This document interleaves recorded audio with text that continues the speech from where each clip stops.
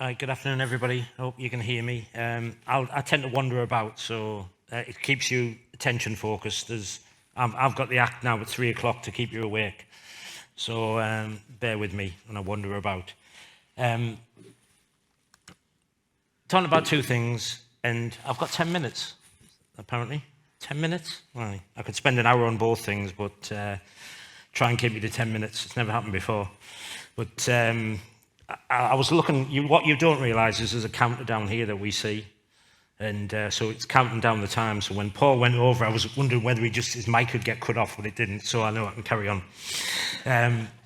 Right, so biodiversity net gain, first thing I want to talk about is it's a way to contribute to the recovery of nature. This is the basic definition of what BNG is. It's to contribute to the recovery of nature while developing land and making sure that habitat for wildlife is in a better state than it was before any development. And that applies from November 2023 for all developments to local planning authorities. So major developments have to submit a plan saying how their biodiversity net gain is going to gain by 10%. And unless there's some exempt, like major infrastructure, things like roads and railways, etc. But for smaller sites, it applies from 2024. It hasn't been made clear yet, but from 2024, the smaller sites might not have to do 10%. There's going to be a separate metric for them.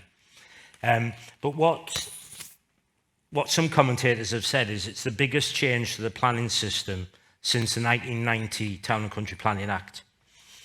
And traditionally, development and poor land management have caused biodiversity to decline, which is wrong for everybody.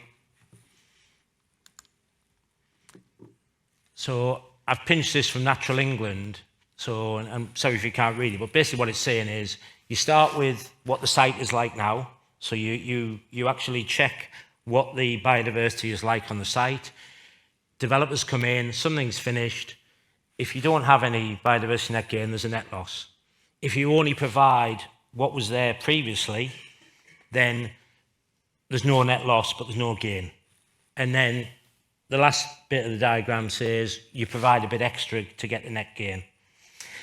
And some people might say, well, okay, what if a developer comes along and clears a site before they put a planning application in?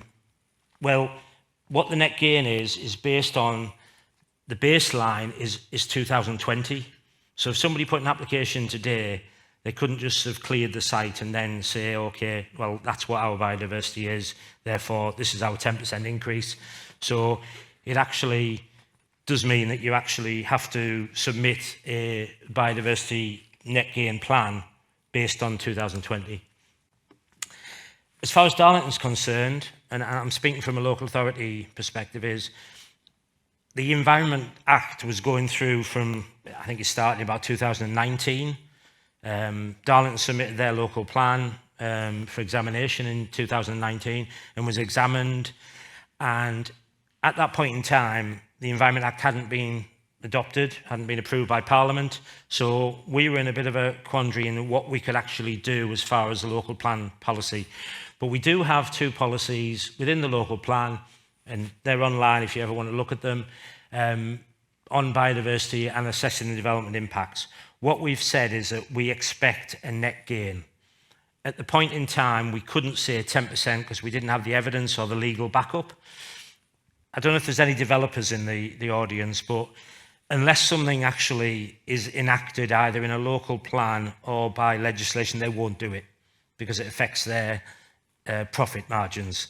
So we're glad that we now have the Environment Act to back up that legislation so we can enact and enforce that legislation, and we will refuse applications if they cannot show that they produce a 10% net gain in developments. And we have that backing now to be able to do that. So what is a local planning authority, what the duty is? Well, we have to, our LPAs will have to approve biodiversity net gain plan for development before it can start. So we actually have to have enshrined of what they're going to do, how they're going to achieve that gain, and how they're going to mitigate against it. And BNG is measured against the biodiversity metric provided by DEFRA, which I think now is currently metric 4, which basically is an assessment tool which can be used by anybody to say, this is what it was like before development, this is what it's like after development, this is how we're going to mitigate against it. So there's a tool there for developers to use, and it has to be secured. If you're doing off-site mitigation, it has to be secured for 30 years with funding provided for its management. The key thing to that is that it's that funding is provided not by the local authority but by the developer to make sure that it's maintained. The metric, it's not just about the metric. Biodiversity net gain is important as that it is also about ensuring that BNG is delivered to a good standard, in the right place, and in a manner that is transparent and can be managed, monitored and maintained for the longer term. So it's important that the preference is biodiversity net gain on site, but sometimes that's not the appropriate measure, because on site, if you provide an area, that can be actually, kids can play on that area and remove that gain that they've done.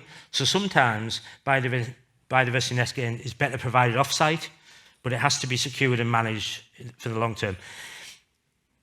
We'd always prefer that biodiversity net gain is at least close to the site if it's off-site. For example, a development in London, in a tight urban area, they could buy a bit of land in Scotland and provide biodiversity net gain, theoretically. But I think if that was the case, we would expect a lot more gain than 10%. So if it was that sort of issue, we would expect it to be a lot more. Sorry, I'll move on to the next item, nutrient neutrality. I'm not sure if people are aware of nutrient neutrality. It's something that hit us last year. And basically, it's about nutrient pollution is a major environmental issue for many of our most important places for nature in England, so our protected sites. And in this case, the Tees Estuary has, and I'll go on to the next bit, is the special protection area, the Ramsar site and the Triple SI at the Tees mouth. So basically, it's in freshwater habitats and estuaries, increased levels of nutrients. In the case of the Tees, it's nitrogen, not phosphorus. Can speed up the growth of certain plants, disrupting natural processes and impacting on wildlife. The area that's shaded in yellow is the area that's impacted by nutrient neutrality. So it includes, I think it's 10 local authorities, including North Yorkshire National Park, North York Moors National Park, and right up to Eden. So it includes, it's basically everywhere that feeds into the River Tees is affected by the nutrient neutrality.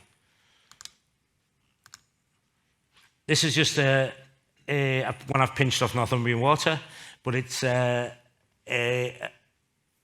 satellite image of near Seal Sands, near Tees mouth, which shows the algae extent at the Tees mouth, which is what the impact is on the Tees. So how we're affected, on the 16th of March, we just received a letter out the blue as an authority. The whole of Darlington Borough is included within the Tees catchment area. We received it declaring that the water in the Tees estuary has been declared unfavourable. 16th of March, I remember. I sometimes don't remember my birthday, but I remember the date of the 16th of March for good reasons. So, as I said, the Tees mouth and Cleveland Coast is a special protection area. It's a Ramsar site and it's a Triple SI. So it's important that we do not make that situation worse. And all nutrient neutrality at the moment means is we don't make that worse than the situation is. So where sites are in an unfavourable situation, extra wastewater from new housing developments can make matters worse and undermine ongoing efforts to recover the sites.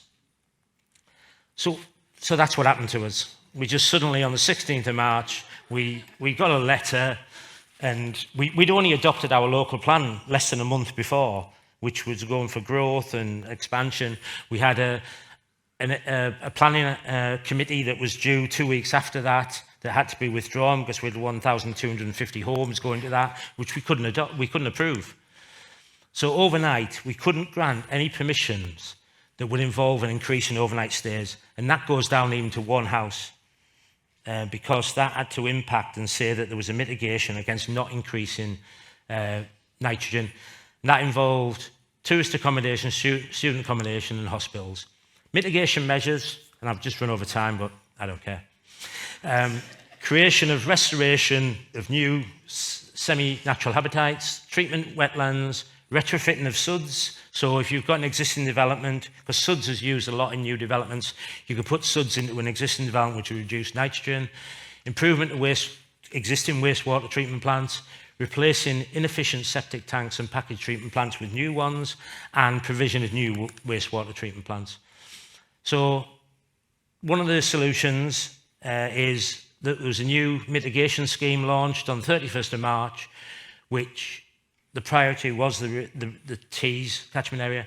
So Natural England scheme, which sells credits which equal 1 kilogram of total nitrogen, which developers can then submit a certificate to support a planning application to meet their needs. And the scheme was released on the 31st of March. I think it crashed within an hour and was totally oversubscribed. And the next one is to release on the 3rd of July. Okay, I have overrun, but I apologise for that, but thank you.